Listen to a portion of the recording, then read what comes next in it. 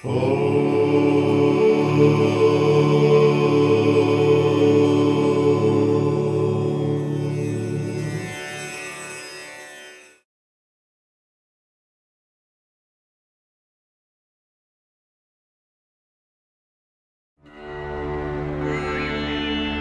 की धरती पर अनेक महान विचारक, दार्शनिक और आचार्य हुए हैं, लेकिन उन सब का चिंतन मात्र धर्म या अध्यात्म तक सीमित रहा।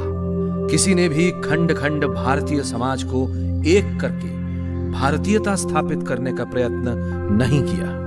राष्ट्र के गौरव और एकता का चिंतन यदि किसी ने किया तो एकमेव महर्षि दयानंद ने। महर्षि दयानंद ने युगों से चली आ रही सामाजिक उदासीनता पर प्रहार करते हुए धर्म के साथ साथ जातीय एकता का चिंतन भी समाज को दिया।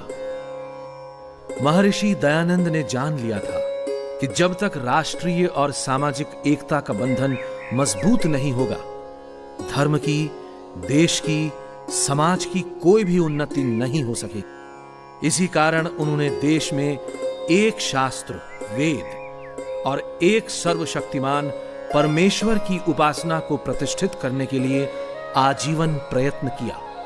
स्वामी दयानंद मात्र सन्यासी ही नहीं थे, वेद व्याख्याता ही नहीं थे, शास्त्रों में निपुण दिग्विजयी तार्किक विद्वान ही नहीं थे, अपितु वे सच्चे अर्थों में भारतीय एकता के सूत्रधार भी थे। महर्षि दयानंद एक सच्चे युग दृष्टा, युग सृष्टा थे।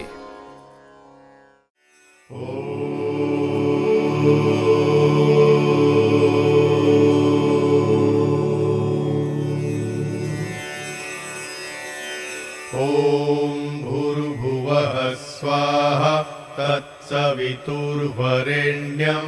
भर्गो देवस्य धीमहि धियो यो नः प्रचोदयात्।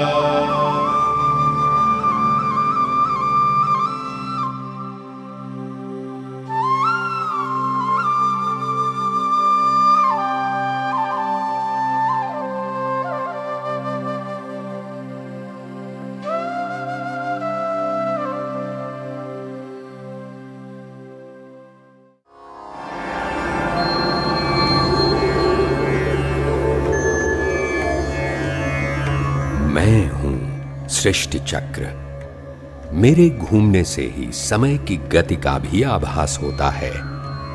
अरबों वर्षों में मेरा एक चक्र पूरा होता है, जिसमें अनेकों सभ्यताएं जन्म लेती और नष्ट होती हैं। मैंने अपने इस चक्र में भी सैकड़ों सभ्यताएं देखी। मैंने इस आर्यावर्त के स्वर्णिम काल का शिखर भी देखा और पतन का गर्त भी। एक समय दिवस का प्रारंभ यहां वेदों की ऋचाओं से होता था। यहां ऐश्वर्य भी था और शांति भी।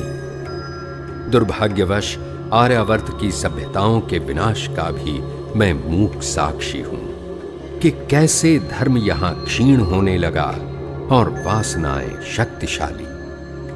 न्याय का स्थान अन्याय ने ले लिया, धर्म का अधर्म ने, और पुरुषार्थ के आसन पर प्रमाद आसीन हो गया। आर्यावर्त का भविष्य अंधकारमय ही दृष्टिगत होता था कि तभी आर्यावर्त के अंधकारमय क्षितिज पर सौभाग्य का सूर्योदय हुआ, जब काठियावाड़ की मोरबी रियासत में डेमी नदी के तट पर टंकारा ग्राम में एक औदिच्य ब्राह्मण करशनजीत त्रिवाड़ी के घर 12 फरवरी 1824 ईस्वी को एक बालक का जन्म हुआ। बधाई हो, बेटा हुआ है।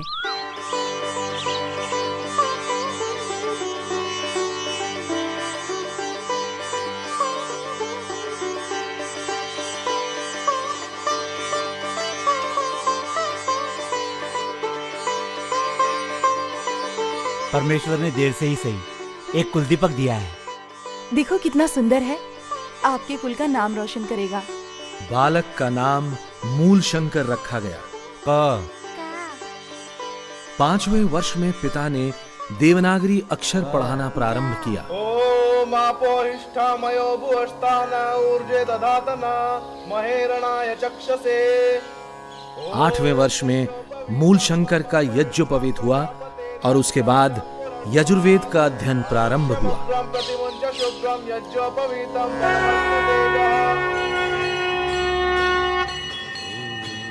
करशन जी के घर में शिव की पूजा होती थी और उनके अनुसार शिव की पूजा ही सर्वश्रेष्ठ थी। वे पुत्र को शिव पुराण की कथा में अपने साथ ले जाया करते। मूल शंकर की अवस्था कोई 14 की होगी। एक शिवरात्रि पर करशन जी ने मूल शंकर को शिव कथा महात्म्य सुनाया और जोर देकर उससे भी व्रत रखवाया और रात को मंदिर में जागरण के लिए अपने साथ लेकर गए। वहां मूल शंकर ने देखा, पिताजी, पिताजी, शिवलिंग पे चूहे चढ़ रहे हैं। चढ़ने दो बेटा, ये तो जानवर है, इन्हें कुछ पता नहीं। तुम आराम करो।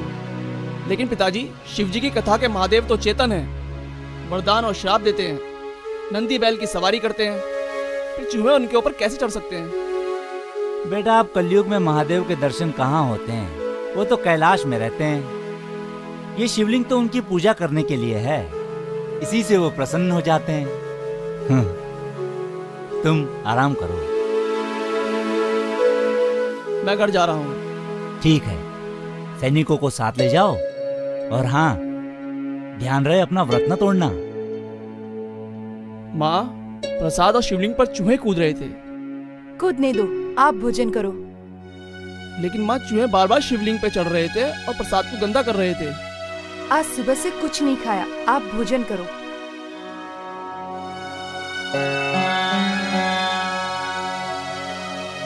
लेकिन माँ, शिवजी की कथा के महादेव तो चेतन है, वे अपने पर चूहों को क्यों चढ़ने देंगे? बोलो माँ, पिताजी कहते हैं असली महादेव तो कैलाश पर रहते हैं, फिर इस नकली महादेव की पूजा क्यों? मूलशंकर, तुमने अपना व्रत क्यों तोड़ा? कुछ धर्म संस्कार सीखोगे कि नहीं? पिताजी, जब ये असली महादेव ही नहीं है तो मैं इनकी पूजा क्यों करूं?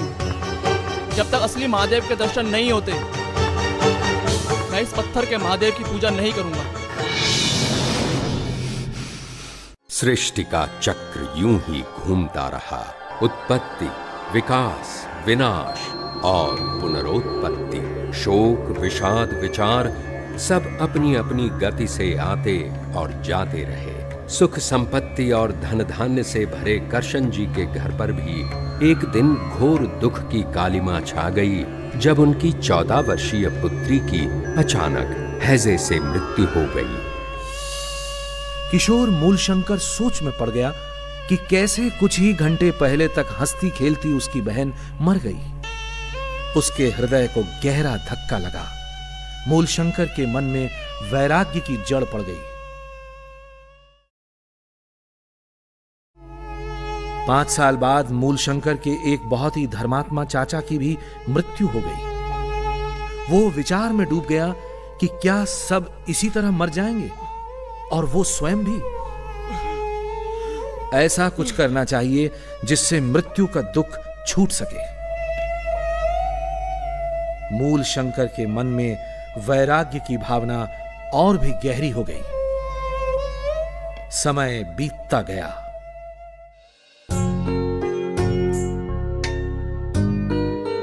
बेटा पूरे 19 साल का हो गया है, अब हमें उसका विवाह कर देना चाहिए। एक अच्छे घर से रिश्ता भी आया है, लड़की बहुत गुणवान और सुंदर है। तुम्हारी क्या राय है? ठीक ही तो है, पढ़ भी बहुत लिया है और हमें कौन सी उसे नौकरी करवानी है। संयोग देखकर बात नक्की करो। मूलशंकर, सुना है तुम्हारा विवाह होने वाला है? हाँ, घर में तो बात चल रही है, परंतु मैं गृहस्थ आश्रम नहीं करना चाहता। मैं तो आजीवन ब्रह्मचारी रहकर योग साधना करना चाहता हूँ। सुन रही हो अपने लाडले के इरादे?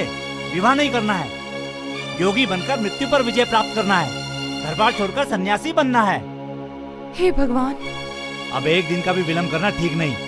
मैंने कल ही कन्या के पिताजी को यहाँ बुला लिया है और आज से उसकी पढ़ाई लिखाई बिल्कुल बंद। इस पढ़ाई लिखाई के कारण ही तो उसके दिमाग में उल्टा सीधा घुसता है।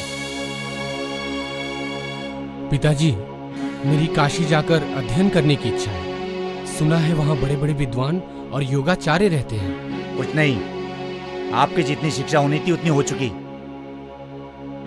अब तक हमने आपकी हर बात मानी और उसका फल भी भुगता। अब और कुछ नहीं। और पढ़कर तुम्हें कोई नौकरी तो करनी है नहीं। बस अब आपका विवाह नक्की कर दिया है। अपनी गृहस्थी संभालो।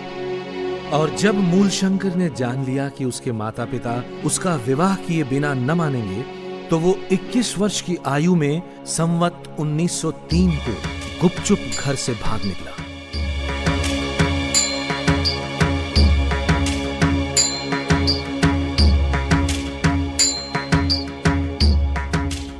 रास्ते में उसे साधुओं के वेश में कुछ ठग मिले।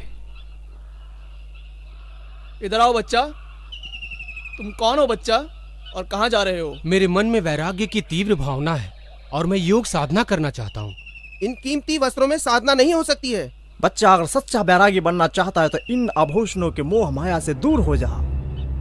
ये कर्ण श्रृंगार, ये मुद्रिका, ये सब योग साधना में बाधक हैं।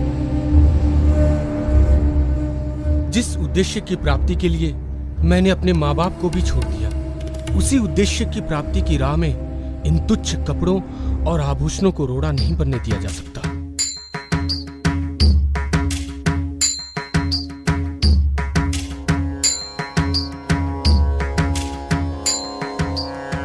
मूलशंकर ने सुना था कि सायला में लाला भगत के स्थान पर अनेक योगी तथा संत आते रहते हैं, लेकिन उसे वहां वैसा कुछ नहीं मिला। लाला भगत के स्थान पर ही मूलशंकर को एक ब्रह्मचारी मिला और उसने उसे नैष्ठिक ब्रह्मचर्य की दीक्षा दी। मित्र मूलशंकर, आज से आप नैष्ठिक ब्रह्मचारी हुए और आपका नया परिचय होगा नैष्ठिक ब्रह्मचारी शुद्ध चैतन्य। उस समय कोट गांगड़ अहमदाबाद के पास एक छोटी रियासत थी। ये जीर्ण मंदिर उस समय की याद दिलाते हैं जब मूलशंकर सिद्धपुर जाते हुए यहां से गुजरा होगा। जब मूलशंकर कोट गांगड़ पहुंचा तो टंकारा के पास का ही एक वैरागी उसे मिला। अरे ये तो मूलशंकर लगता है।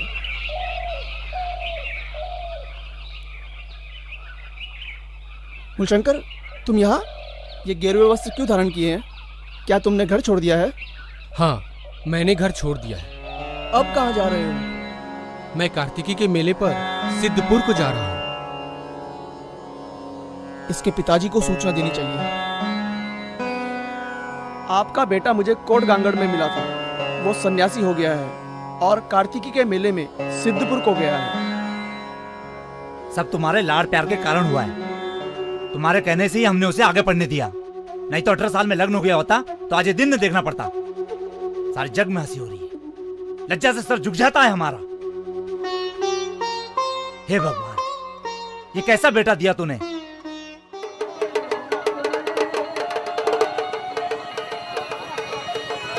सिद्धपुर एक महत्वपूर्ण पौराणिक तीर्थ है जहां माता के श्राद्ध के लिए लोग आते हैं। उनकी मान्यता है कि यहां तर्पण किए बिना माता की आत्मा मुक्त नहीं होती। मूलशंकर नीलकंठेश्वर महादेव के मंदिर में प्रवचन में बैठा था कि तभी करशन जी सिपाहियों के साथ आ पहुंचे। तुम हमारे कुल को बदनाम करने वाले पैदा हुए हो। तुम अपनी माता की हत्या करना चाहते हो। तुम्हारी माँ ये सहन नहीं कर सकेगी। चलो घर चलो। पिताजी आप शांत हो जाएं, क्रोधित ना हो पिताजी। मैं तो घर आने ही वाला था, अब आप आ गए हैं तो अब आपके साथ ही चलता हूँ। सैनिकों, एक पल के लिए भी इसे अकेला नहीं छोड़ना है।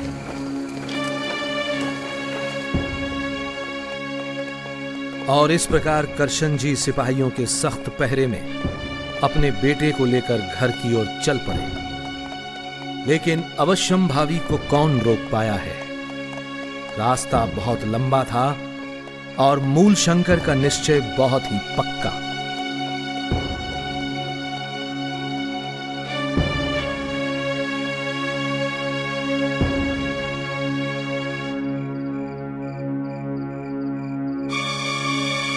एक रात जब पहरेदार सो रहे थे तो मूलशंकर शौच के बहाने भाग निकला।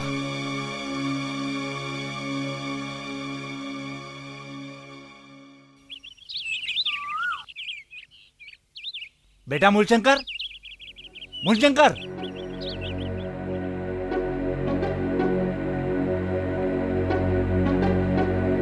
मूलशंकर! मूलशंकर कहाँ है? और कई कोस चलने के बाद एक वृक्ष के सहारे एक मंदिर की चोटी के पीछे छिपकर बैठ गया। और संध्या होने के बाद मूलशंकर फिर मंदिर से उतरकर अपने रास्ते पर चल पड़ा। बचते बचते चलते हुए मूलशंकर बरोड़ा के चेतन मठ पहुंचा। वहीं उसे पता चला कि आजकल चाणोद करनाली में बड़े बड़े विद्वान रहते हैं। युवक मूलशंकर योगियों की खोज में चाणोद करनाली पहुंचा और वहां पर अनेक योगियों और पंडितों से अनेक विषयों पर वार्तालाप किया। ब्रह्मचर्य आश्रम में रसोई हाथ से बनानी पड़ती थी और अध्ययन में विघ्न पड़ता था।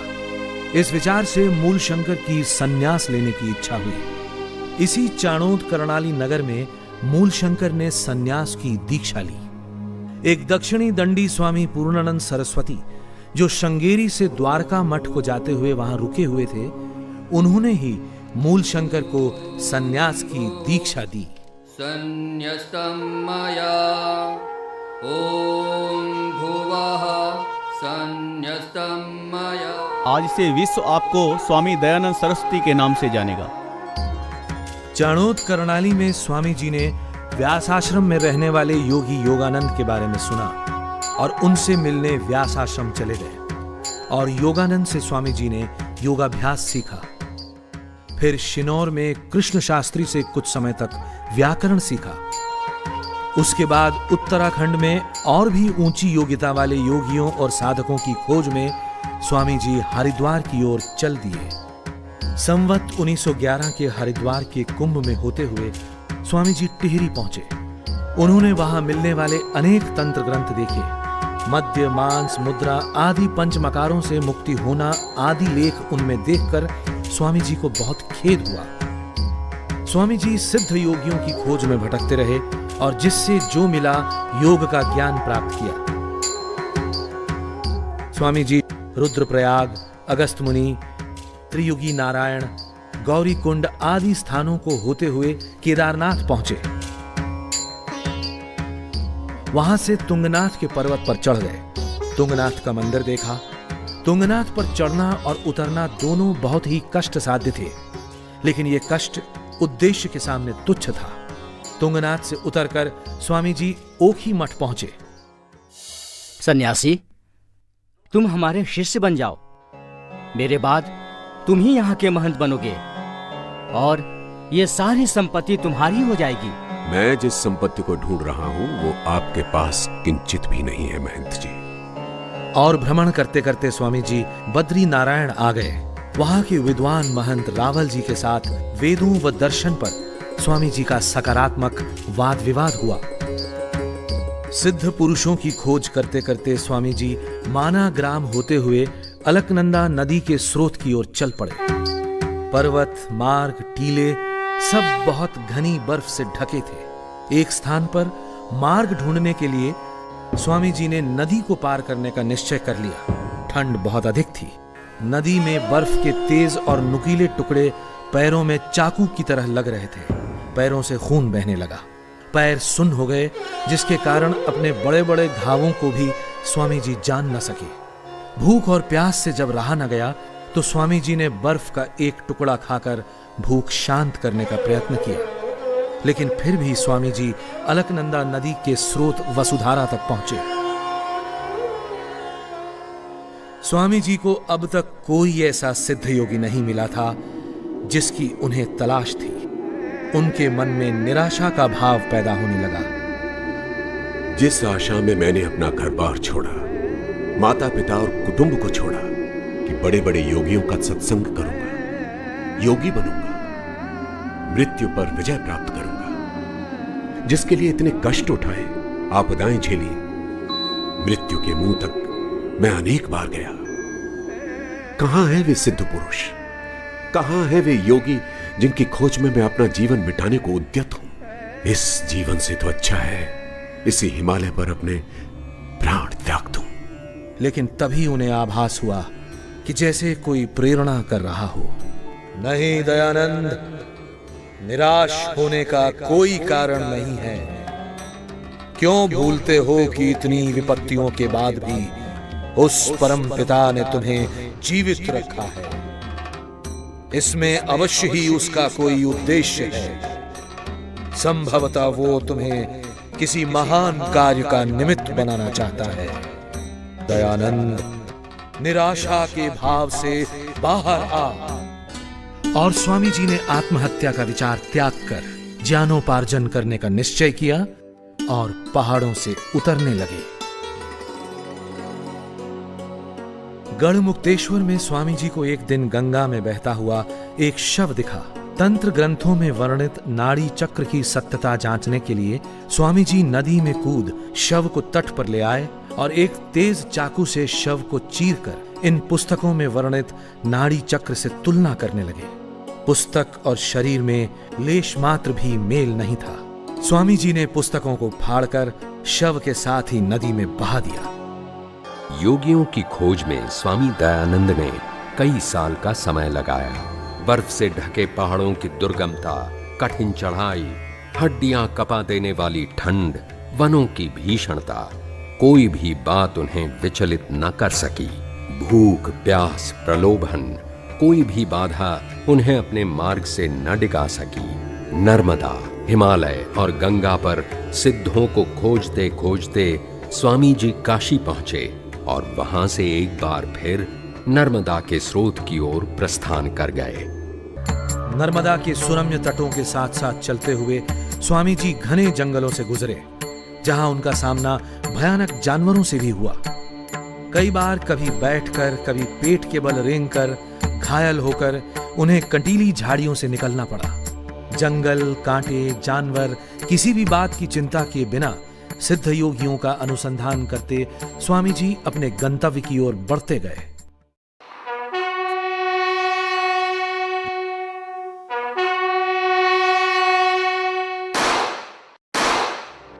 महर्षि दयानंद के जीवन वृत्त के 1857 से 1859 तक के 3 वर्षों का इतिहास में कोई एक मत ब्यौरा नहीं मिलता, लेकिन जो व्यक्ति कहता हो कि मतांतर के आग्रह से रहित, पक्षपात शून्य, पुत्र पर माता पिता के समान कृपा, न्याय और दया के साथ भी विदेशियों का राज्य पूर्ण सुखदायक नहीं हो सकता, वो व्यक्ति ऐसे कठिन समय में अवश्य ही कहीं स्वराज्य प्राप्ति के लिए संघर्ष कर रहा होगा। अंततः स्वामी जी सन 1860 में मथुरा पहुंचे। हरिद्वार में ही स्वामी पूर्णानंद जी ने उन्हें व्याकरण मार्तंड स्वामी विरजानंद जी के पास जाने की सलाह दी थी। गले में रुद्राक्ष की माला, शरीर पर भस्म, गेरुए वस्त्र और हाथ में लोटा लिए स्वामी जी एक दिन दंडी विरजानंद जी की पाठशाला में उपस्थित हुए। कौन है? मैं हूं दयानंद सरस्वती।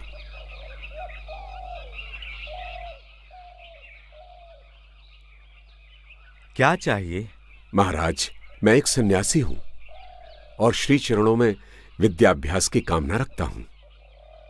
हम किसी सन्यासी को शिष्य के रूप में ग्रहण नहीं करते। जिसके खाने और ठहरने का प्रबंध ना हो, वो विद्याभ्यास में मन नहीं लगा सकता। दंडी जी की इस शर्त से निराश हो स्वामी जी यमुना पर किम कर्तव्य विमूढ़ घूम रहे थे कि संयोग से एक सज्जन पुरुष अमरलाल जोशी से उनका परिचय हुआ और उन्होंने स्वामी जी के भोजन का प्रबंध कर दिया। विश्राम घाट पर लक्ष्मी नारायण मंदिर में रहने के लिए एक कोठरी भी मिल गई। श्री चरणों में दयानंद का अभिवादन स्वीकार हुआ आचार्यवर। चिरंजीवी भव। मेरे भोजन और आवास की व्यवस्था हो गई है। चिरंजीव, यदि कोई मनुष्य प्रणीत अनार्ष ग्रंथ तुम्हारे पास हो तो तुम उसे यमुना में बहा आओ, क्योंकि जब तक इन अनार्ष ग्रंथों का प्रभाव तुम्हारे मस्तिष्क पर रहेगा, तब तक आर्ष ग्रंथों का प्रकाश तुम्हारे चित्त में प्रवेश न कर सकेगा। जैसी आज्ञा गुरुदेव। दयानंद, आज मैं जिस आग को चिंगारी के रूप में तुम्हारे मस्तिष्क में स्थापित कर रहा हूं, कल वही चिंगारी एक विराट अग्निपुंज बनकर भारत भूमि के भ्रांत मतों और अंधविश्वास को जलाकर राख कर देगी। और दंडी जी के चरणों में अनेक आर्ष ग्रंथों का सघन अभ्यास प्रारंभ हुआ।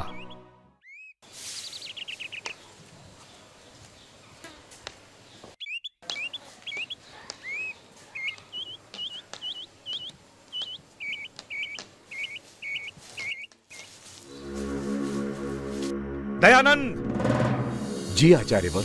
ये क्या है?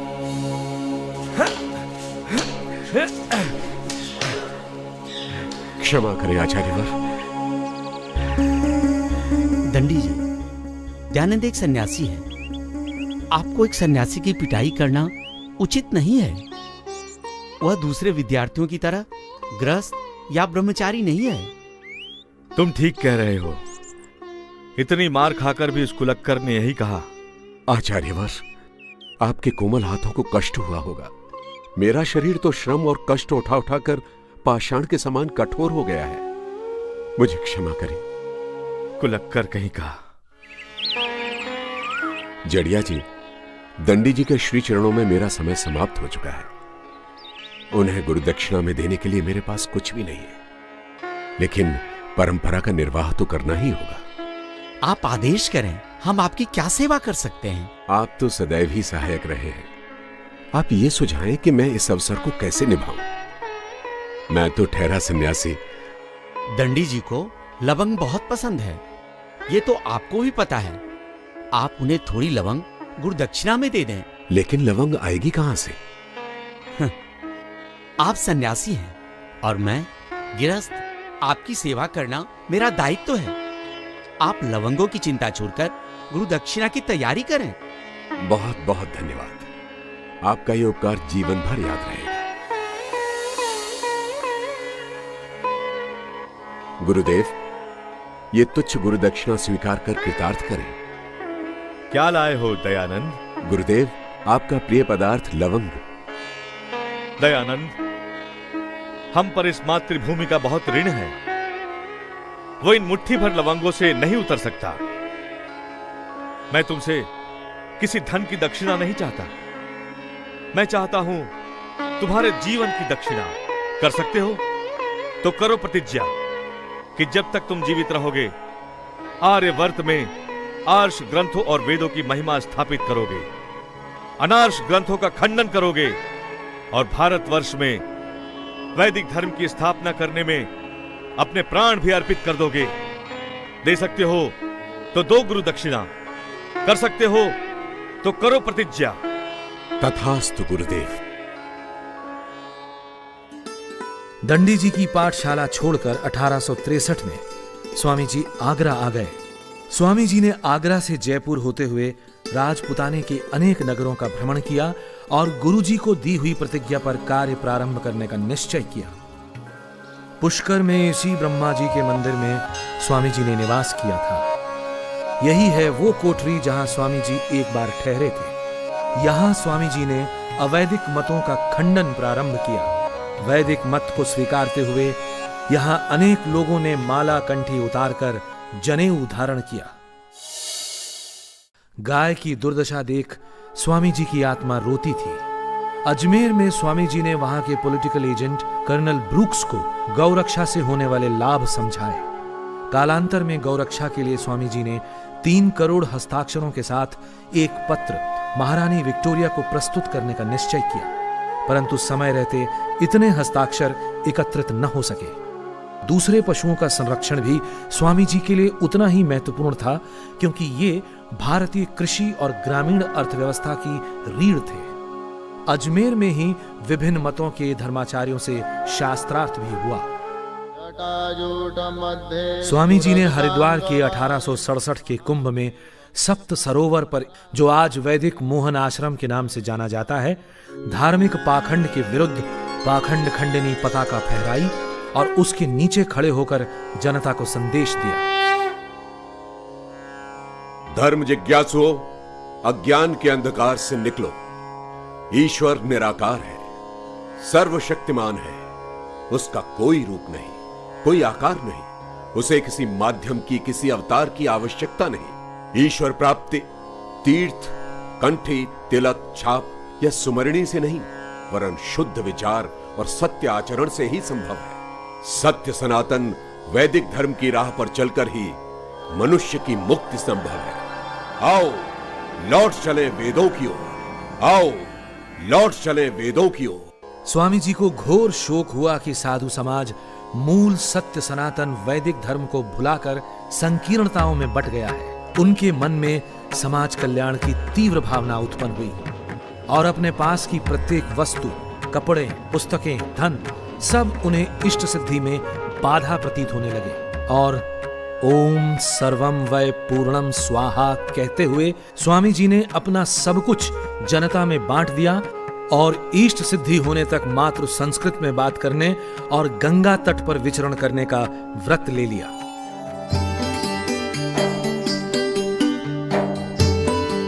गंगा किनारे अनेक छोटे बड़े नगरों का भ्रमण करते हुए स्वामी जी कर्णवास पहुंचे। हम राव कर्ण सिंह चक्रांकित संप्रदाय के गुरु रंगाचार्य के शिष्य हैं। हम कहाँ बैठे? जहां आपकी इच्छा हो। हम तो यहीं बैठेंगे तुम्हारे पास। बैठो।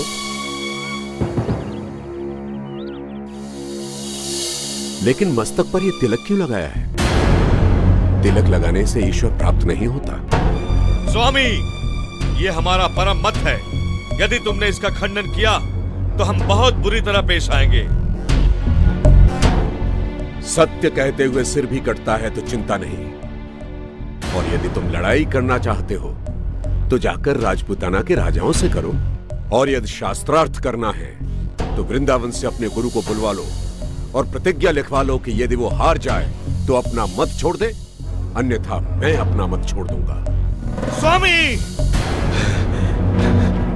हम चाहें तो इस तलवार को तुम्हारे पेट में घुसेड़ दें, लेकिन हमारा सन्यासी धर्म हमें इसकी आज्ञा नहीं देता। महर्षि दयानंद ने नगर नगर ग्राम ग्राम घूमकर शास्त्रार्थों के द्वारा अपने प्रतिद्वंदियों को परास्त किया। दयानंद के अमोघ अस्त्र शास्त्रार्थ के सामने बड़े बड़े धर्म योद्धा धराशायी हो गए। मुरादाबाद में राजा जय कृष्णदास की कोठी के ये भग्नावशेष प्रत्यक्षदर्शी हैं उस ऐतिहासिक शास्त्रार्थ के जो यहाँ पादरी डब्ल्यू पार्कर और स्वामी जी के बीच हुआ था। ये शास्त्रार्थ 15 दिनों तक चला था। इसमें अनेक विषयों पर वाद विवाद हुआ था। इस शास्त्रार्थ की विशेषता ये थी कि इसे स्वयं वहां के कलेक्टर ने आयोजित किया था। वहां उपस्थित अंग्रेज ये देखकर दंग रह गए थे कि एक सन्यासी राजनीति शास्त्र पर भी धारा प्रवाह बोल सकता है।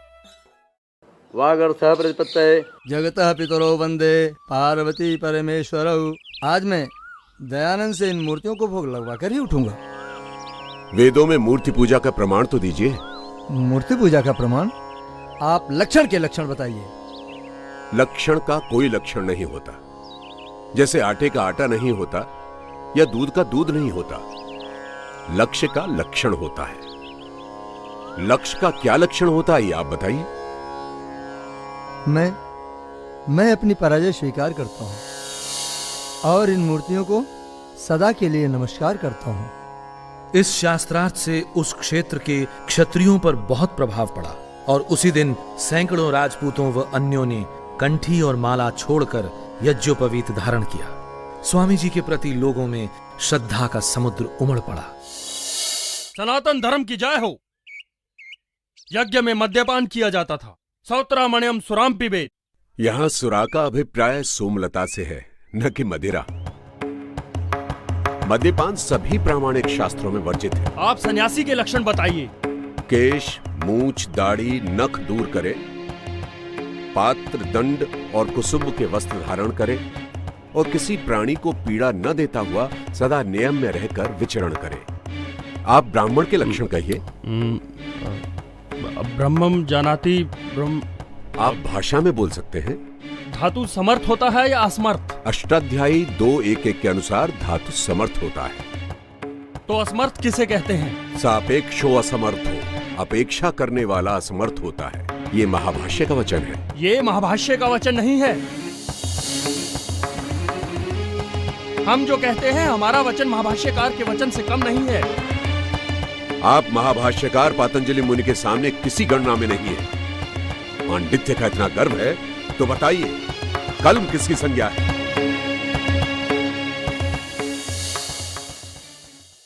क्या आप महाभारत में विश्वास करते हैं? हाँ। एक भील ने द्रोणाचार्य की मूर्ति बनाकर उसकी पूजा की और शस्त्रों का अभ्यास किया और उसमें विशेष निपुणता प्राप्त की। इससे मूर्ति पूजा सिद्ध होती है। इससे मूर्ति पूजा सिद्ध नहीं होती है। एकलव्य ने यह कार्य अज्ञानवश किया। उसकी शस्त्र निपुणता मूर्ति पूजा का नहीं वरन सतत और सघन अभ्यास का फल थी। ईश्वर सर्वव्यापक है तो पत्थर में भी है, तो फिर मूर्ति पूजन में क्या दोष है? ईश्वर सर्वव्यापक है तो पत्थर में ही क्या विशेषता है? चेतन को छोड़कर जड़ की पूजा में क्या भलाई है? वेदों में यदि प्रतिमा पूजन की आज्ञा नहीं है तो निषेध भी कहां है? जब विधि नहीं है तो निषेध ही समझना चाहिए। कानपुर में दरगाहीलाल के घाट पर 31 जुलाई 1871 को स्वामी जी और हलधर ओझा के बीच हुए इस दूसरे शास्त्रार्थ को सुनने कानपुर की 20-25 हजार से अधिक जनता उमड़ पड़ी थी। लोगों ने अपने घर की छतों और पेड़ों पर चढ़कर भी इस शास्त्रार्थ को देखा था। इस शास्त्रार्थ का कानपुर की जनता पर इतना प्रभाव हुआ कि लोग मूर्ति पूजा से विमुख होकर मूर्तियों को गंगा में प्रवाहित करने लगे। यहां तक कि इससे चिंतित होकर वहां के प्रभावित पुजारियों ने समाचार पत्रों में एक विज्ञापन छपवाया कि लोग मूर्तियों को गंगा में न बहाकर अमुक मंदिर में दे दें। शास्त्रार्थों के इसी दौर में एक इतिहास रचा गया। स्वामी जी को मालूम था कि यदि जड़ पूजा को समाप्त करना है तो उसकी जड़ पर ही प्रहार करना होगा, अर्थात काशी के विद्वानों को शास्त्रार्थ में परास्त करना होगा। लेकिन ये इतना सरल कार्य नहीं था, क्योंकि पौराणिक समाज की मान्यता थी कि काशी की रक्षा स्वयं महादेव करते हैं और यहाँ मरने का अर्थ है सीधे स्वर्ग जाना। उसी काशी की रक्षा के लिए हजारों पंडित अपनी अगाध विद्या और काशी नरेश अपने बल और धन से सदैव तत्पर रहते थे। स्वामी जी ने काशी पहुंचकर राजा अमेठी के बाग में डेरा डाला और जड़ पूजा के विरुद्ध अनवरत संस्कृत प्रवचन करने लगे। परमेश्वर की अनुकंपा से स्वामी जी ने हजारों पंडितों की विद्या, काशी नरेश के अनंत वैभव और महादेव के अनेक विकराल अनुचरों का सामना करते हुए मूर्ति पूजा के दृढ़तम दुर्ग पर आक्रमण करने का निश्चय किया। काशी नरेश ने क्षुब्ध होकर काशी के पंडितों और विद्वानों को बुलाकर कहा, आप लोग उससे शास्त्रार्थ कीजिए। जो आज्ञा महाराज। परंतु हम में से अधिकांश ने वेद नहीं पढ़े हैं। वेदों और अन्य शास्त्रों को देखने और समझने के लिए थोड़ा सा समय चाहिए। काशी नरेश की जय हो। काशी के पंडित समूह ने एकजुट होकर स्वामी जी पर प्रहार करने की योजना बनाई। ज्ञान से, छल से, कपट से, चरित्र हनन से, अपमान से, जैसे भी हो सके स्वामी जी को मिटाने पर डट गए। अंततः शास्त्रार्थ का दिन आ पहुंचा। स्वामी जी के एक अनुयायी ने शंकाग्रस्त होकर कहा, महाराज, आज बहुत भीड़ होगी और आपके पक्ष का तो वहाँ कोई भी नहीं होगा। आपको वहाँ नहीं जाना चाहिए। बलदेव, सत्य का सूरज अकेले ही अंधकार की सेना पर विजय पाता है। प्राणों के भय से ईश्वर की आज्ञा का उल्लंघन नहीं किया जा सकता। जो होगा देखा जाएगा। जाओ, शौर के लिए एक नाई को बुला लाओ। जो आज्ञा प्रभु। शास्त्रार्थ के दिन शास्त्रार्थ स्थल पर 50,000 से अधिक की भीड़ उमड़ पड़ी। काशी के पंडित पालकियों में बैठकर चंवर डुलवाते हुए और अपनी जय बुलवाते हुए शास्त्रार्थ स्थल पर पहुंचे। इस शास्त्रार्थ में काशी के शीर्षस्थ 27 पंडितों ने भाग लिया। प्रबंध में जानबूझकर अव्यवस्था पैदा कर दी। स्वामी जी के पक्ष वालों को बाग में प्रवेश ही नहीं करने दिया गया और शास्त्रार्थ आरंभ हुआ। क्या आप वेदों का प्रमाण स्वीकार करते हैं? हाँ। वेदों में मूर्ति पूजा का कोई प्रमाण हो तो दिखाइए। आनंदमयो अभ्यासात, दिखलाइए कि ये सूत्र वेद मूलक हैं। जब तक समस्त वेद को देख न लिया जाए इस प्रश्न का उत्तर नहीं दिया जा सकता, क्योंकि समस्त वेद शास्त्र तो पंडितों में से भी किसी को उपस्थित नहीं है। सभी वेद शास्त्र यदि तुम्हें उपस्थित नहीं थे तो काशी में शास्त्रार्थ करने क्यों चले आए थे? क्या आपको सब कुछ उपस्थित है? ब्राह्मणान इतिहासान पुराणानी, इस वाक्य में पुराणी शब्द पुराणों के लिए आया है। पुराण शब्द यहाँ विशेषण है, किसी पुस्तक विशेष का नाम नहीं। ये वेद मंत्र है। यज्ञ समाप्तो शतयाम दशमे दिवसे पुराण पाठम शृणुयात्। और पुराण शब्द यहाँ विशेषण नहीं है।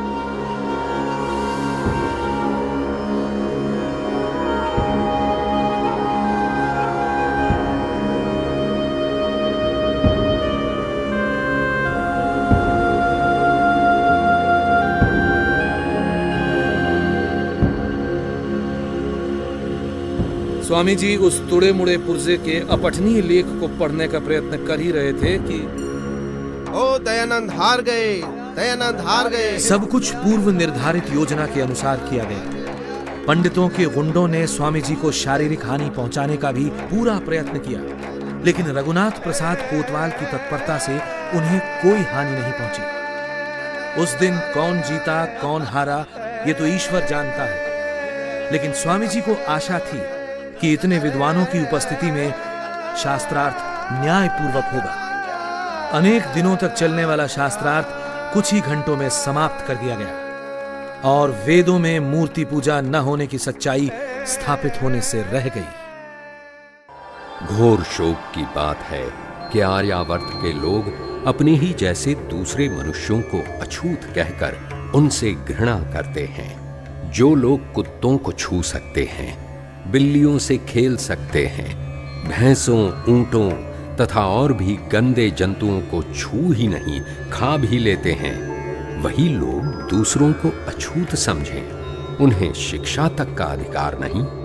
ये कैसा न्याय है, कैसा धर्म है?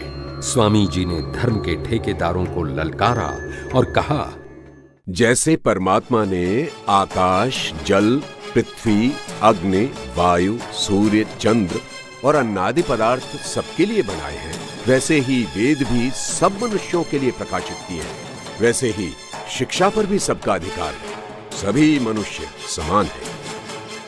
स्वामी जी ने अनुभव किया कि प्रौढ़ों को प्रवचनों से बदल पाना संभव नहीं है, अतः समाज में स्थायी परिवर्तन के लिए बालकों में ही शिक्षा के माध्यम से अच्छे संस्कार स्थापित करने होंगे। और इसी उद्देश्य से सितंबर 1870 में मिर्जापुर में गुरुचरण रईस व अन्यों की सहायता से अनेक पाठशालाओं की श्रृंखला में पहली पाठशाला की स्थापना हुई और कालांतर में कासगंज, छलेसर, काशी आदि अनेक स्थानों पर वैदिक पाठशालाएं खोली गई। स्वामी जी सोचते थे कि इन पाठशालाओं से निकले छात्र आर्यवर्त में वैदिक मत का प्रचार करेंगे, परंतु ऐसा न हो सका। मिर्जापुर पाठशाला में नियुक्त अध्यापकों ने छात्रों को उल्टा सीधा पाठ पढ़ाना प्रारंभ कर दिया। अरे मूढ़ों, इस पढ़ाई से तुम्हें क्या मिलने वाला है? ना कोई गृहस्थ तुम्हें श्राद्ध भोज में बुलाएगा, ना किसी और अनुष्ठान में निमंत्रण देगा। भूखे मर जाओगे। अरे दयानंद का क्या है? वो तो सोटा लोटा और लंगोटाधारी साधु है, ना कोई आगे ना कोई पीछे। उस लोटा सोटा लंगोटाधारी की बातें छोड़ो और विवाह संस्कार कराना और सत्यनारायण की कथा बांचना सीख लो। लाभ ही लाभ है। इन पाठशालाओं में पढ़ने वाले छात्र और अध्यापक दोनों ही अपनी रूढ़ियों को नहीं छोड़ सके और ये सभी पाठशालाएं समय के साथ बंद हो गई। जनहिताय स्वामी जी ने अपने योग बल का उपयोग अनेक अवसरों पर किया। कासगंज आर्य समाज में लगा ये चित्र उस घटना का वर्णन करता है जब यहां झौरा भौरा चौक पर एक दिन सड़क के बीच दो सांड सींग से सींग भिड़ाकर लड़ रहे थे। स्वामी जी ने थोड़ी देर तो प्रतीक्षा की, फिर वे उन लड़ते हुए सांडों के निकट पहुंचे और उन्हें सींगों से पकड़कर पीछे की ओर धक्का दे दिया। लोग डर गए, धक्का जोर से पड़ा और सांड डर कर भाग गए और अवरुद्ध मार्ग खुल गया। अनूप शहर में स्वामी जी को एक व्यक्ति ने पान में रखकर विष दे दिया। स्वामी जी के बहुत ही प्यारे भक्त तहसीलदार सैयद मोहम्मद ने उस आदमी को गिरफ्तार करवा लिया। नमस्ते हुजूर। स्वामी जी, आपका कातिल आपके सामने है। ये वही शख्स है जिसने पान में जहर देकर आपको मारने की कोशिश की। तहसीलदार साहब, मैं संसार में किसी को कैद कराने नहीं, बल्कि संसार को अज्ञान और असत्य की कैद से छुड़ाने आया हूं। इसे छोड़ दो। यदि ये अपनी दुष्टता नहीं छोड़ता तो फिर हम भी अपनी सज्जनता क्यों छोड़ दें? आपने अपने कातिल को भी माफ कर दिया। आप कोई फरिश्ता हैं। महाराज, मुझे क्षमा कर दीजिए महाराज। भागलपुर में गंगा पर एक मेला लगता था। वहां स्वामी जी ने देखा कि लोग पंडों को अपनी कन्याएं दान दे रहे हैं। अपने देश में फैली धर्मांधता और अंधविश्वास को साक्षात देखकर स्वामी जी को बहुत संताप हुआ। एक कन्या और एक गाय भैंस में कोई अंतर ही नहीं। अंधविश्वास का ऐसा तांडव। अरे भाई, तुम लोग ये क्या कर रहे हो जो अपना खाना इस गाय को खिला रहे हो? आज स्वामी जी ने भोजन करने से इनकार कर दिया। आज हमारी भी इच्छा नहीं है खाना खाने की। ऐसी भी क्या बात हो गई भाई? आज स्वामी जी ने गंगा तट पर लोगों को अपनी बेटियां पंडों को दान करते देखा है, इसीलिए आज उनसे खाना भी नहीं खाया गया। कितने अच्छे हैं वो, दूसरों के दुख को देखकर दुखी हो जाते हैं। वो चाहते हैं दुनिया से सब बुराइयां दूर हो जाएं। सबको उनका साथ देना चाहिए। हाँ, हम सबको उनका साथ देना चाहिए। कलकत्ता में स्वामी जी कई महीने रहे। यहाँ रहते हुए उन्होंने अनेक शास्त्रार्थ और प्रवचन दिए। कलकत्ता में स्वामी जी का ब्रह्मो समाज के नेताओं से काफी संपर्क रहा। कलकत्ता में ही स्वामी जी ने पूरे वस्त्र पहनना और आर्य भाषा हिंदी में बोलना प्रारंभ किया। 14 वर्ष पहले भी दयानंद मथुरा आया था। तब उसे कोई नहीं जानता था। उसने सुन रखा था कि मथुरा में दंडी विरजानंद की पाठशाला में ज्ञान का झरना बहता है। ज्ञान के उसी झरने से ज्ञान की कुछ बूंदें प्राप्त करने दयानंद दंडी विरजानंद की शरण में पहुंचा था और अध्ययन के बाद वैदिक धर्म के पुनरुत्थान में अपना शेष जीवन लगा देने की प्रतिज्ञा के साथ उसने मथुरा छोड़ा था। आज वही दयानंद फिर मथुरा आया है। आज वो शिष्य नहीं, गुरु है। उसके लाखों शिष्य हैं। आज उसका नाम सुनकर बड़े बड़े धर्म दुर्ग हिलने लगते हैं। उनके रक्षकों को हृदयाघात होने लगता है। उस समय भी मथुरा वृंदावन भारत में पौराणिक धर्म के दृढ़तम दुर्ग समझे जाते थे और इस दुर्ग के द्वारपाल थे रंगाचार्य। स्वामी जी के मथुरा वृंदावन पधारने का उद्देश्य था रंगाचार्य से शास्त्रार्थ करना। रंगाचार्य कहते थे कि तिलक, छाप, कंठी और मूर्ति पूजा सब वेद सिद्ध है। स्वामी जी ने उन्हें शास्त्रार्थ के लिए निमंत्रण भेजा, लेकिन रंगाचार्य शास्त्रार्थ के लिए आगे नहीं आए। स्वामी जी का तो कमाल है, उनकी हाजिर जवाबी का तो कोई जवाब ही नहीं। हाँ, एक बार अनूप शहर में एक नाई स्वामी जी के लिए बड़े प्यार से अपने घर से रोटी बनाकर लाया और स्वामी जी ने भी उसे उतनी इज्जत देकर स्वीकार किया। एक आदमी बोला, स्वामी जी ये रोटी मत खाइए, ये नाई की रोटी है। स्वामी जी उलट पलट के उस रोटी को देखने लगे। क्या बात है? और बोले, भाई ये नाई की रोटी कहाँ है? ये तो गेहूं की रोटी है।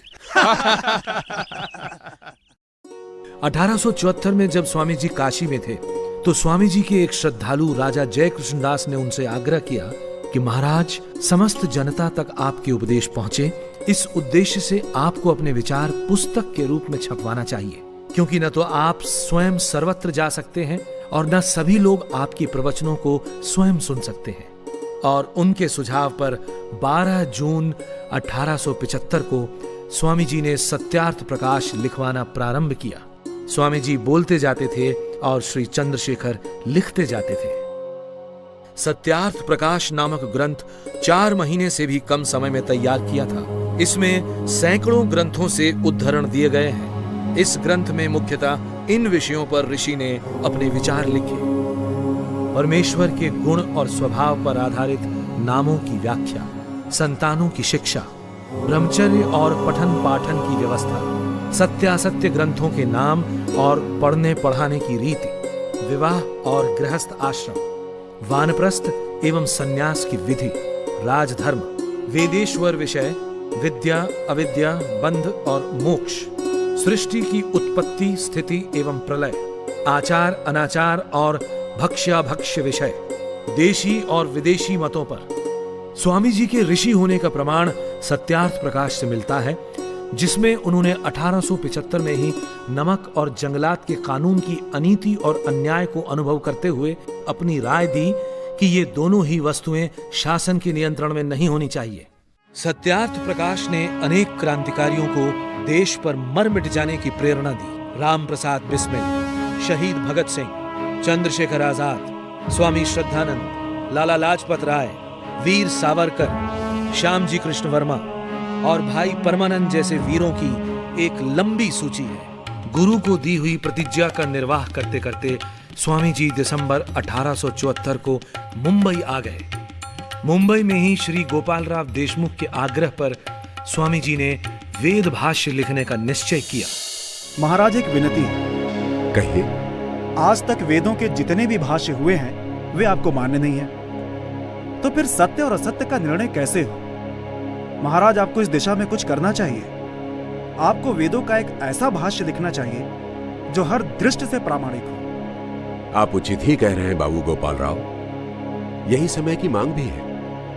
हम वेदों का भाष्य अवश्य करेंगे। धन्यवाद। और स्वामी जी ने ऋग्वेद का भाष्य प्रारंभ किया। अपने भक्तों के आग्रह पर मुंबई में स्वामी जी ने आर्य समाज की स्थापना की। 10 अप्रैल 1875 को गिरगांव रोड पर डॉक्टर माणिक जी की बागवाड़ी में शाम 5:30 बजे आर्य समाज स्थापित हुआ। इस आर्य समाज की स्थापना के रूप में पाखंड और असत्य का अंधेरा दूर करने के लिए जिस एक दीपक का प्रज्वलन हुआ, वो आगे चलकर सहस्त्रों आर्य समाजों की विशाल दीपमाल का अंग बना।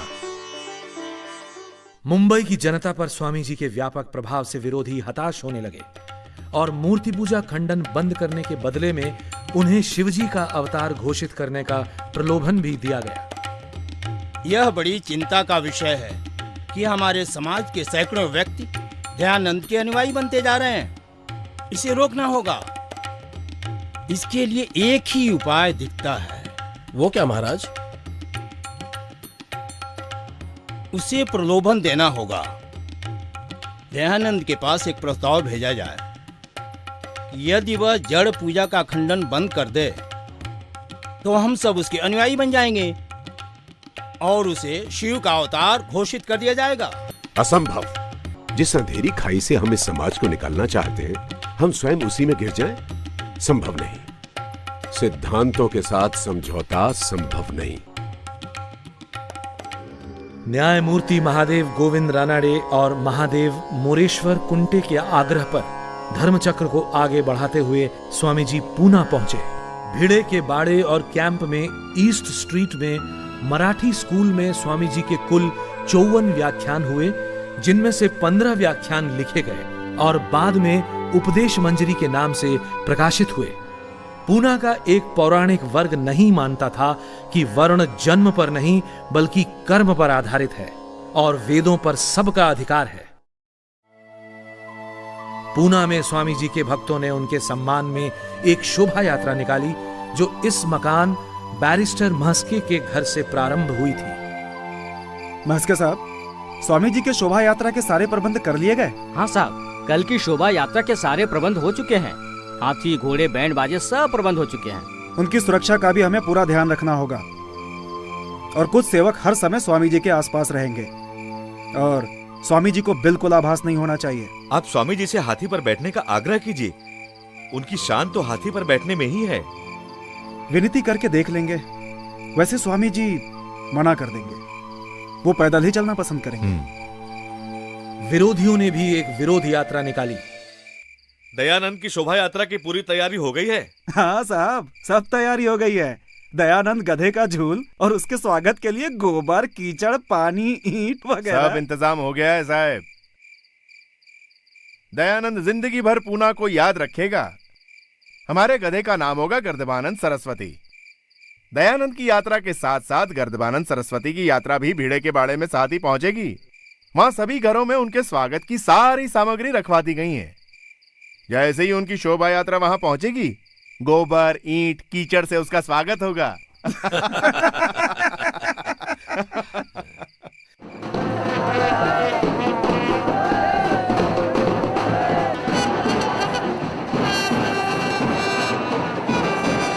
दोनों शोभा यात्राएं सायं 7:30 बजे भीड़े के बाड़े पहुंची, जहां स्वामी जी का व्याख्यान होना था। स्वामी जी की शोभा यात्रा पर ईंट और पत्थरों की बारिश हुई। घरों की खिड़कियों और छतों से कीचड़, गोबर और पत्थर बरसते रहे। पूना के भक्तों का विश्वास और धैर्य प्रशंसनीय था, जो इस सब के बाद भी हजारों की संख्या में उपस्थित रहे। शाहजहांपुर जिले के चांदापुर गांव के दो जमींदार भाइयों ने आपसी धार्मिक मतभेदों को हमेशा के लिए मिटाने के उद्देश्य से चांदापुर में एक मेला आयोजित किया। इसमें देवबंद के मौलवी मोहम्मद कासिम, बरेली के पादरी स्कॉट और आर्य धर्म के प्रतिनिधि के रूप में स्वामी जी ने भाग लिया। इस मेले में परमेश्वर ने जगत को किस वस्तु से, किस समय और किस उद्देश्य से रचा, ईश्वर सर्वव्यापक है या नहीं, ईश्वर न्यायकारी और दयालु किस प्रकार है, वेद, बाइबल और कुरान के ईश्वरवाणी होने का क्या प्रमाण है, मुक्ति क्या है और वो कैसे प्राप्त होती है, इन 5 विषयों पर सकारात्मक वाद विवाद हुआ। इस मेले का नाम था ब्रह्म विचार मेला। वैदिक धर्म की सच्चाई के सामने कोई न ठहर सका। मुक्ति क्या है? दुखों से छूटने का नहीं, बल्कि पापों से बचने और स्वर्ग में पहुंचने का नाम मुक्ति है। खुदा की मर्जी है, जिसे चाहे मुक्ति दे, जिसे चाहे ना दे।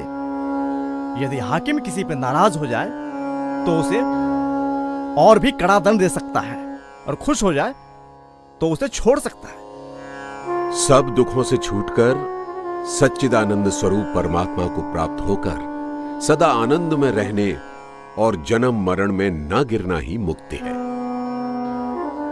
और यह मात्र सत्कर्मों से ही प्राप्त हो सकती है। अच्छा, आप लोग ये बताएं, ईश्वर ने सृष्टि को कब और कैसे बनाया? खुदा ने इस सृष्टि को अपने स्वरूप से बनाया है। कब और कैसे बनाया है, ये सवालात गैर जरूरी है। हमें रोटी खाने से मतलब है, न कि कब पकी, कैसे पकी, कहां पकी। इससे ईश्वर ने सृष्टि को नास्ति से बनाया। उसके बनाने के वर्षों का हमें ज्ञान नहीं। इस संसार के सुख के लिए ये सृष्टि रची गई है। ईश्वर ने सृष्टि को कब बनाया, इसका उत्तर केवल वैदिक धर्म ही दे सकता है। वैदिक धर्मानुसार सृष्टि को बने हुए प्रायः 2 अरब वर्ष हुए हैं। ज्योतिष शास्त्र में यह संख्या लिखी है और भूगर्भ शास्त्र भी इसकी पुष्टि करता है। ओ भाइयों, ओ दयानंद की लोकप्रियता इतनी बढ़ती गई ना, तो हम लोग बेरोजगार हो जाएंगे और भूखों मरने की नौबत आ जाएगी हमारी। जब से दयानंद लाहौर आया है, मेरी गद्दी जजमानों से खाली हो गई है। 1 हफ्ते से जन्मपत्री कुंडली तक बनवाने नहीं आया कोई। इसका क्या उपाय करें? लाहौर के जितने बड़े रईस हैं ना, वो हम में से किसी न किसी के जजमान हैं। उनसे कह दो दयानंद नास्तिक है, अंग्रेजों का एजेंट है, कोई भी उसे घर में, अपने बाग में शरण ना दे। और सबसे पहले जहाँ वो रह रहा है ना, उसे वहाँ से निकलवा के सड़क पे खड़ा कर दो। बस यही एक उपाय बचा है उसका, और दूसरा कोई नहीं। और फिर देखते हैं कितने रह गए वेदां दा प्रचार करता है, वड्डा आया वेदां वाला। स्वामी जी जिस बाग में ठहरे हुए थे, वहां से उन्हें निकलवा दिया गया।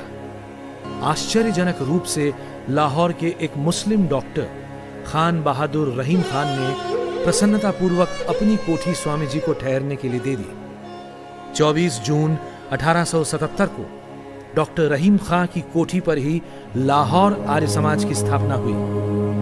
यहीं पर स्वामी जी ने मुंबई में रचे गए आर्य समाज के नियमों में संशोधन किया और 10 नियम रखे गए जो आज भी प्रचलित हैं। लाहौर से स्वामी जी ने पूरे पंजाब की यात्रा की। अब तक लगभग पूरे पंजाब के सभी बड़े नगरों में आर्य समाज स्थापित हो चुके थे और प्रजा में तेजी से वेद मत का संचार हो रहा था।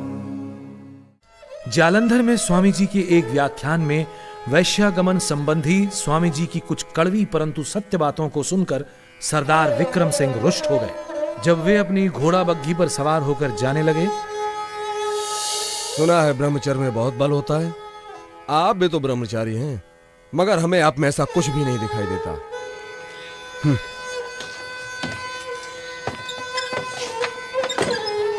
चलो कोचवान।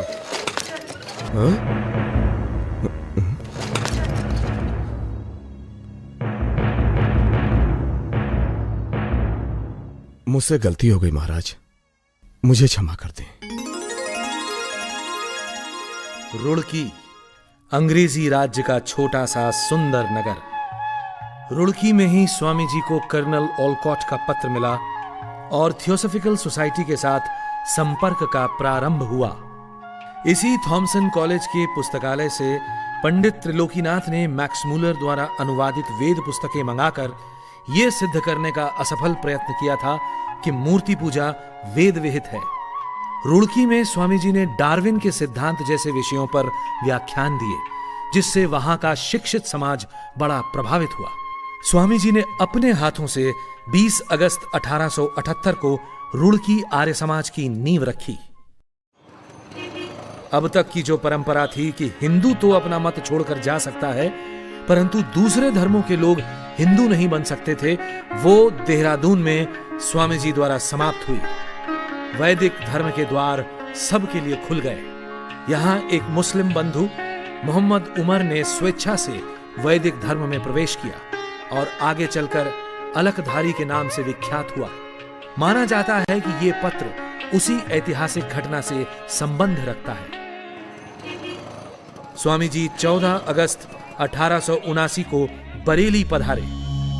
बरेली में स्वामी जी ने अनेक व्याख्यान दिए, जिनमें कलेक्टर, पादरी व अन्य विशिष्ट व्यक्ति शामिल होते थे। बरेली में ही एक बिगड़ैल नास्तिक युवक मुंशीराम महर्षि से मिला। महाराज, आपने मेरे प्रश्नों का उत्तर देकर मुझे निरुत्तर तो कर दिया, लेकिन ईश्वर के अस्तित्व में मेरा विश्वास अब भी पैदा नहीं कर सके। मैंने कब प्रतिज्ञा की थी कि मैं तुम्हारा विश्वास ईश्वर पर करा दूंगा? प्रश्नों का उत्तर देना युक्त की बात थी। रही बात ईश्वर पर विश्वास की, सो ईश्वर पर विश्वास तुम्हें तभी होगा जब ईश्वर तुम्हें स्वयं विश्वासी बनाएंगे। ईश्वर पर विश्वास तुम्हें तभी होगा जब ईश्वर तुम्हें स्वयं विश्वासी बनाएंगे। ईश्वर पर विश्वास तुम्हें तभी होगा जब ईश्वर तुम्हें स्वयं विश्वासी बनाएंगे। यही मुंशीराम आगे चलकर स्वामी श्रद्धानंद बने। इस स्थान पर कभी बरेली का टाउन हॉल हुआ करता था, जहां 25, 26 व 27 अगस्त 1879 को पादरी स्कॉट के साथ स्वामी जी का बहुचर्चित शास्त्रार्थ हुआ। जीव के शुभाशुभ कर्म प्रवाह से अनादि है। उनका यथार्थ फल देना ईश्वराधीन है। स्थूल और कारण शरीर के बिना जीव सुख दुख का भोग नहीं कर सकता, इसलिए उसका बार बार देह धारण करना आवश्यक है। क्या वे आत्माएं कभी जन्म के चक्र से पार होंगी? क्या पुनर्जन्म केवल दंड भोगने के लिए ही है? क्या ईश्वर मनुष्यों के पापों को क्षमा करता है? परमेश्वर और हमारा राजा प्रजा और पिता पुत्र का संबंध है।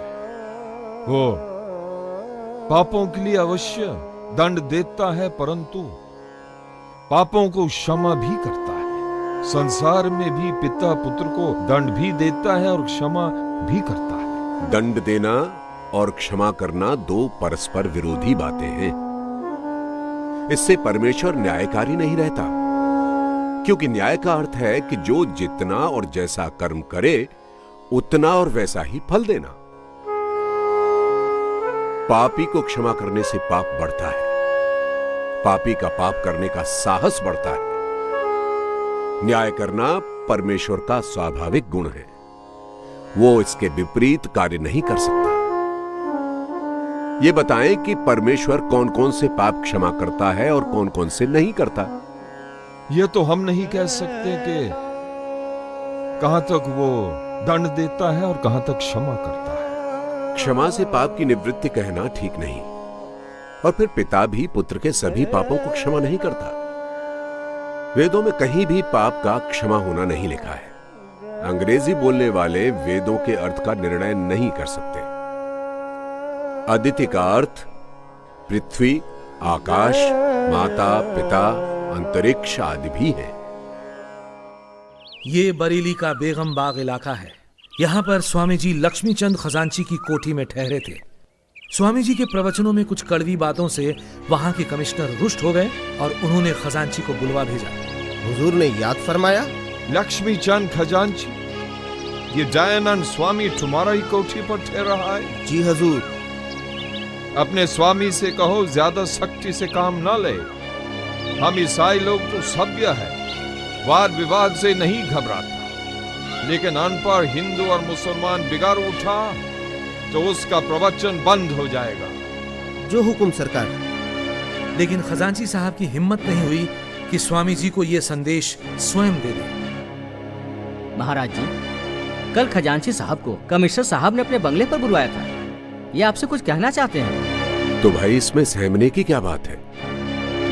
कमिश्नर ने यही कहा होगा ना कि अपने पंडित से कहो ज्यादा सख्ती ना किया करे। आप चिंता ना करें।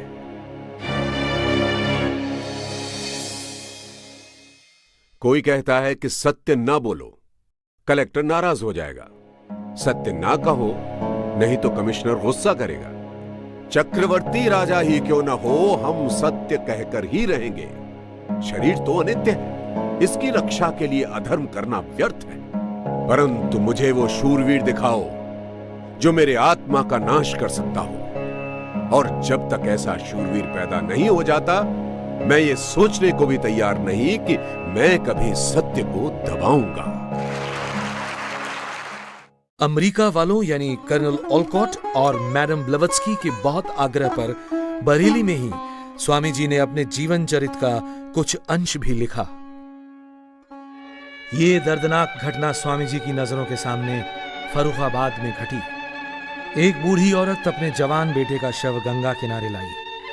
वो इतनी निर्धन थी कि शवदाह के लिए लकड़ी भी नहीं जुटा पाई, और साथ आए पुरुषों की सहायता से उसने वो शव गंगा में बहा दिया। घोर शोक कि हमारा देश इतना निर्धन हो गया है कि एक मृत शरीर को लकड़ी तक नहीं मिल सकती। अंधविश्वासों के तले पिस रही जनता को जगाने के लिए स्वामी जी ने अपनी लेखनी को और तेज करने का निश्चय किया, लेकिन उनके ग्रंथ कोई आसानी से नहीं छापता था। सो स्वामी जी ने एक प्रिंटिंग प्रेस स्थापित करने का निश्चय किया, और माघ शुक्ल 2 संवत 1936 को काशी में लक्ष्मी कुंड पर मेरठ और फर्रुखाबाद की आर्य समाजों तथा राजा जय कृष्णदास की सहायता से एक प्रिंटिंग प्रेस की स्थापना हुई, जिसका नाम आर्य प्रकाश यंत्रालय रखा गया। आज वही प्रिंटिंग प्रेस अजमेर में वैदिक यंत्रालय के नाम से स्थित है। यह मशीन स्वामी जी ने स्वयं अपने हाथों से खरीदी थी। स्वामी जी का मानना था कि यदि पूरी आर्य जाति का विकास करना है तो स्त्रियों को शिक्षित करना होगा। बाल विवाह, बाल विधवा, बेमेल विवाह, बहुविवाह आदि सब कुप्रथाओं को रोकने के लिए स्त्रियों में शिक्षा का प्रसार आवश्यक है। इसी उद्देश्य से स्वामी जी ने रमाबाई को मेरठ बुलाया। लेकिन रमाबाई, हम चाहते हैं कि आप आजीवन ब्रह्मचारिणी रहकर देश की महिलाओं में शिक्षा का प्रसार करने का व्रत लें। शिक्षा विहीन नारी के कारण आज राष्ट्र की अधोगति हो रही है। महाराज, मैं आपकी आज्ञा का पालन करने में असमर्थ हूँ, क्योंकि मैं पहले से ही विवाहित हूँ। स्वामी जी की प्रेरणा से ही मेरठ और देश के अन्य भागों में बालिकाओं के लिए अनेकों पाठशालाएं प्रारंभ हुई, और स्त्री शिक्षा के क्षेत्र में ग्राम ग्राम और नगर नगर में एक नई चेतना का संचार हुआ। फूल सिंह, तू अपनी धियाने स्कूल भेज के मेमसा पढ़ावन चला है के? सारे गांव के मुंह पे कालिक पोतेगा तू, हैं? दिखे के पास सुल्ले कान खोल के आज जो तने अपनी लोंडिया को स्कूल से ना काटिया ना, तो जात बिरादरी का नहीं, सारे गांव भर में का हुक्का पानी बंद हो जाएगा तेरा। समझ गया कि नहीं? पंचों की बात सर मत थे जी। स्वामी दयानंद का कहना है कि पढ़ाई लिखाई सबके लिए जरूरी है। हमारी बेटियां भी हमारा अंश हैं। बेटों को पढ़ा लिखा के कलेक्टर बनाओ, जज बनाओ, प्लाट बनाओ, और बेटियां नु जाहिल रखो। बात कुछ समझ में आई नहीं जी? बेटियां नहीं पढ़ेंगी लिखेंगी तो बहू भी थारे घर में जाहिल आवेगी। स्वामी दयानंद की बातों में दम है। पंचो, गांव छोड़ना मंजूर है, पर बेटियों को जाहिल रखना मंजूर नहीं। स्वामी जी के शिष्यों ने स्त्री शिक्षा के लिए अनथक कार्य किया, और देश भर में अनेक महत्वपूर्ण स्त्री शिक्षा को समर्पित संस्थाएं स्थापित की। डीएवी शिक्षा आंदोलन भी स्वामी जी की प्रेरणा का ही स्वरूप है। देश में जात पात को बहुत अधिक महत्ता दी जा रही थी, और हर व्यक्ति अपने जाति सूचक उपनाम से स्वयं को बड़ा और दूसरों को छोटा सिद्ध करना चाहता था। देश की प्रथम जनगणना के समय स्वामी जी आगरा में थे, और वहीं से स्वामी जी ने सभी आर्य समाजों को निर्देश भिजवाया प्रधान जी, कृपया आप अपने सभी सदस्यों से आग्रह करें कि आने वाली जनगणना में अपने नाम के साथ जाति सूचक उपनाम न लगाकर आर्य लिखाएं और अपना धर्म वैदिक धर्म लिखाएं, क्योंकि हिंदू शब्द विदेशियों की देन है और फारसी में हिंदू शब्द के अर्थ चोर, डाकू इत्यादि हैं। आप सभी को आशीर्वाद, दयानंद सरस्वती। स्वामी जी की बात बिल्कुल ठीक है।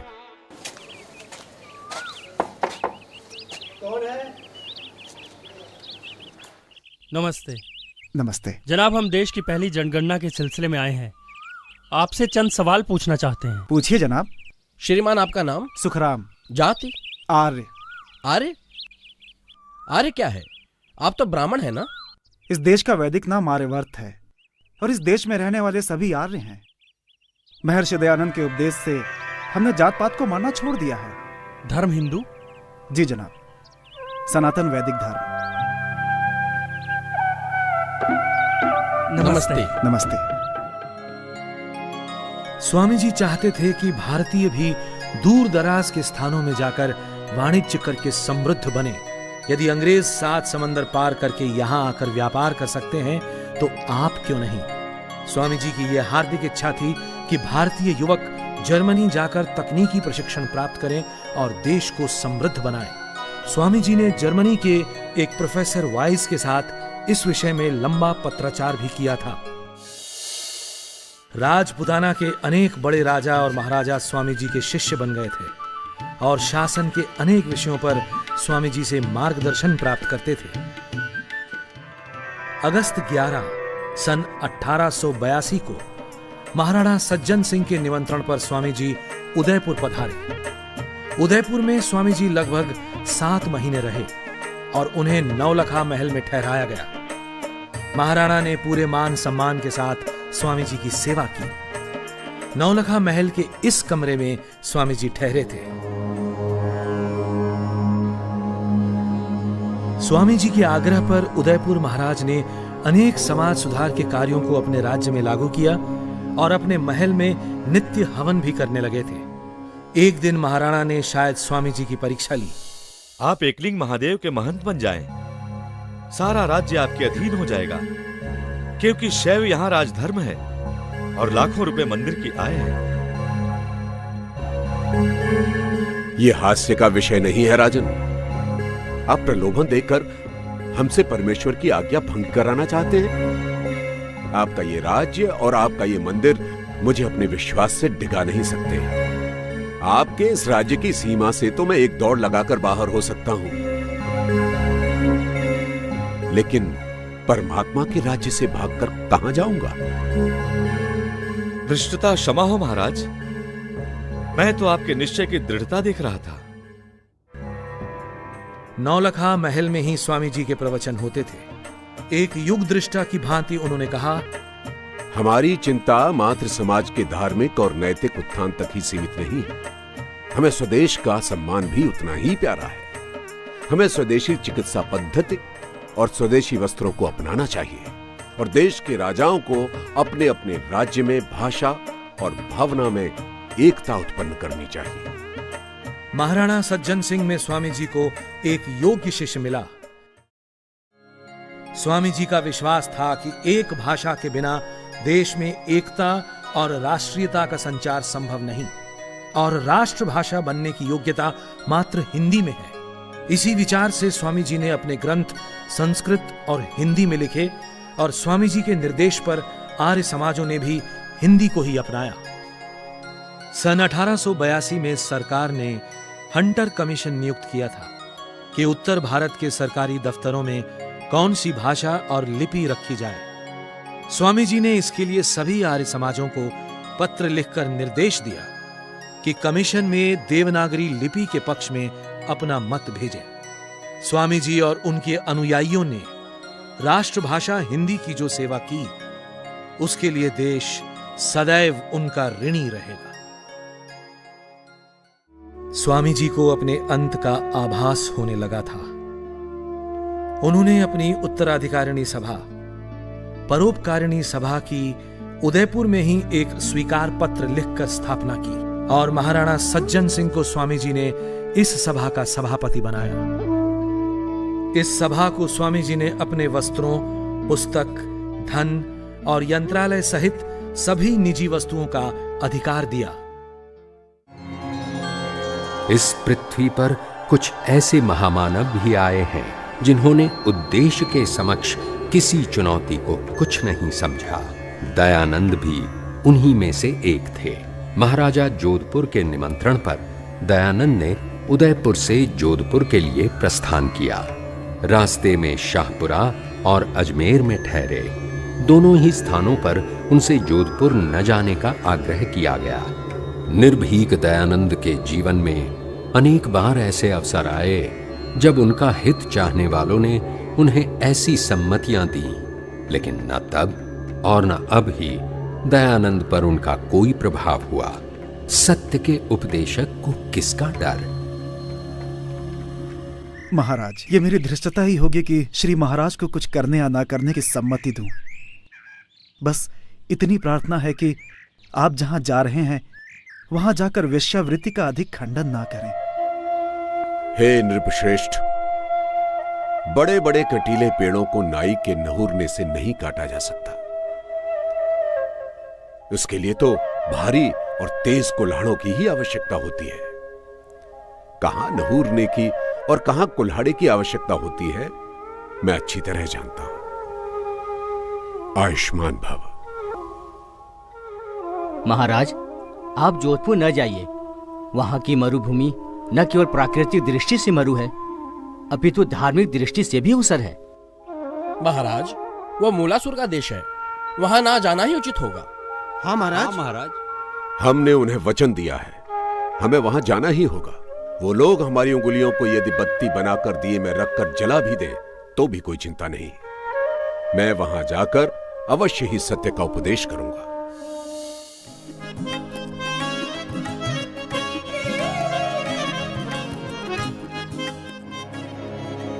जोधपुर में स्वामी जी को इसी फैजुल्ला खां की कोठी में ठहराया गया था। यहीं पर उपदेश होने लगे। जनता में उनके सिद्धांतों के प्रति अनुराग बढ़ने लगा। उन्होंने कहा, क्षत्रियों को, राजाओं को, महाराजाओं को चरित्रवान बनना चाहिए, क्योंकि प्रजा की रक्षा रोगी शरीर और वेश्याओं के चंगुल में फंसे व्यसनी राजा नहीं कर सकते, वरन स्वस्थ और चरित्रवान राजा ही कर सकते हैं। याद रहे, एक तरफ जहां मनुष्य मात्र को यज्ञोपवीत धारण करने का अधिकार है, तो वहीं अपने आचरण से गिर गए व्यक्ति से यज्ञोपवीत उतरवाया भी जा सकता है। एक दिन जब स्वामी जी महाराजा से मिलने उनके महल में पहुंचे तो महाराजा के पास उनकी विशेष कृपा पात्र नन्ही भगतन बैठी हुई थी। कहिए नन्ही जी, राज्य में सब ठीक ठाक है? कुछ ही दिनों में गवर्नर राज्य के दौरे पर आने वाले हैं और स्वामी जी की सेवा में भी कोई कमी नहीं रहनी चाहिए। महाराज, जब से स्वामी दयानंद जी जोधपुर पधारे हैं, हमारी सुध लेने की तो आपको फुर्सत ही नहीं है। आपका सारा वक्त बस रेजिडेंट और स्वामी जी की खातिर में ही जाता है। अपनी नन्ही को तो जैसे आप भूल ही गए। ऐसी बात नहीं है। दरअसल स्वामी जी की बातों का प्रभाव ही कुछ ऐसा है कि महाराज, स्वामी जी पधार रहे हैं। नन्ही, आप तुरंत चलिए। पालकी उठाते समय पालकी का एक सिरा थोड़ा झुक गया तो महाराजा ने अपने कंधे का सहारा दे दिया। स्वामी जी ने वो सब कुछ देख लिया। राजन, राजा को अपनी मर्यादा को नहीं भूलना चाहिए। राजा सिंह के समान होता है, उसे अपनी मर्यादा अनुसार ही वर्तना चाहिए। बड़े शोक का विषय है कि राजा प्रजा के कल्याण को भूलकर राग रंग में खोया हुआ है। जोधपुर में स्वामी जी लगभग 4 महीने रहे। महाराजा स्वयं को वैदिक धर्मी कहने लगे। प्रशंसकों और विरोधियों दोनों की संख्या बहुत बढ़ी। रानी सा,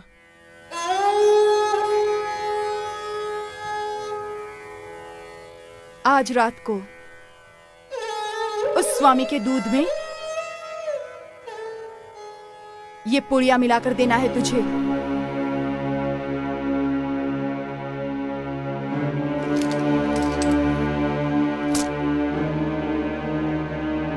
रख ले इसे।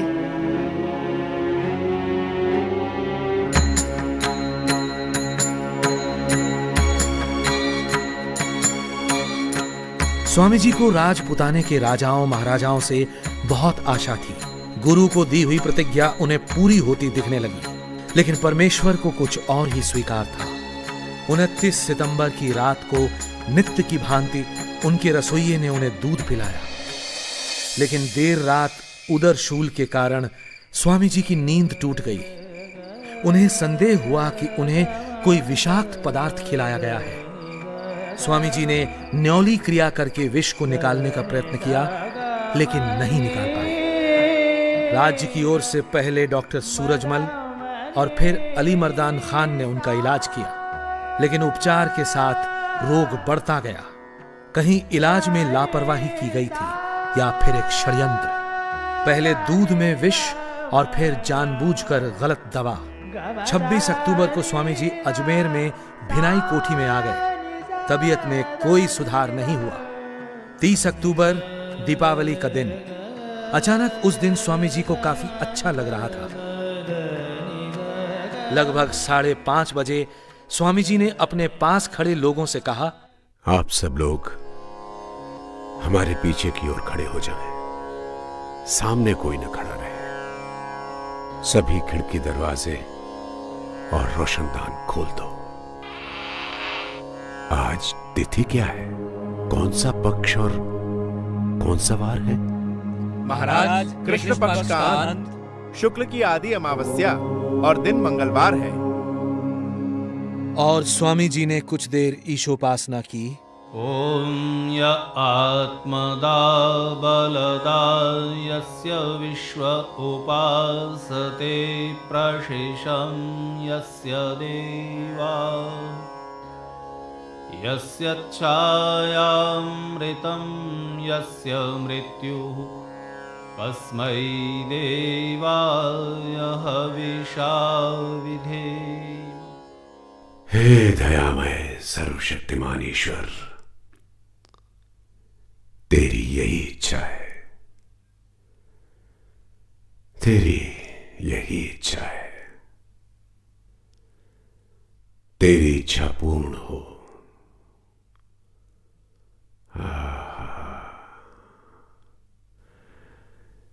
तेने अच्छी लीला की। कुछ देर मौन रहने के पश्चात सांस रोककर प्राण बाहर निकाल दिए।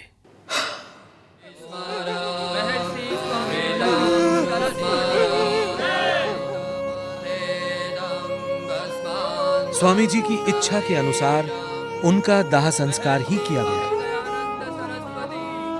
धन्य है अजमेर नगर का ये मलूसर शमशान घाट, जहां पूज्य स्वामी जी के जीवन की अंतिम यात्रा पूर्ण हुई।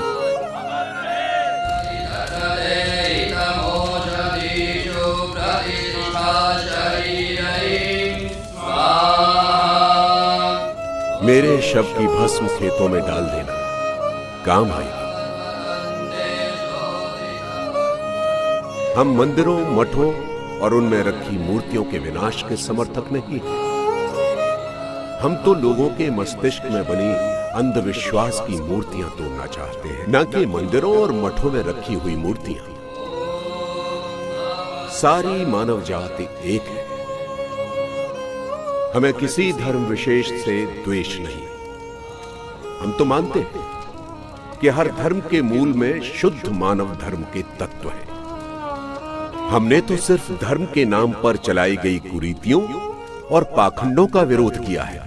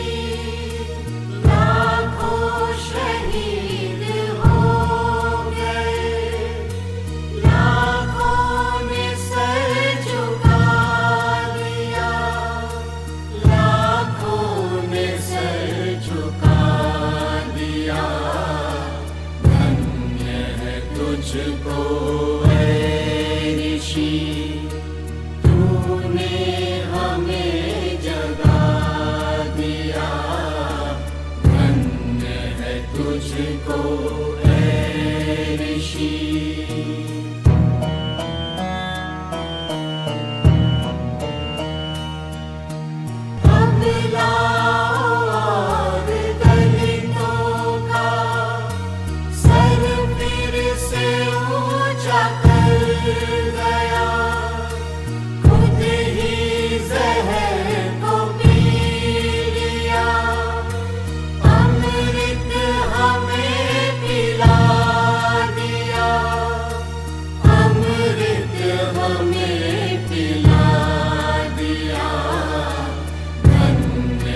तुझको ऐ ऋषि, तूने हमें जगा दिया। धन्य है तुझको ऐ ऋषि।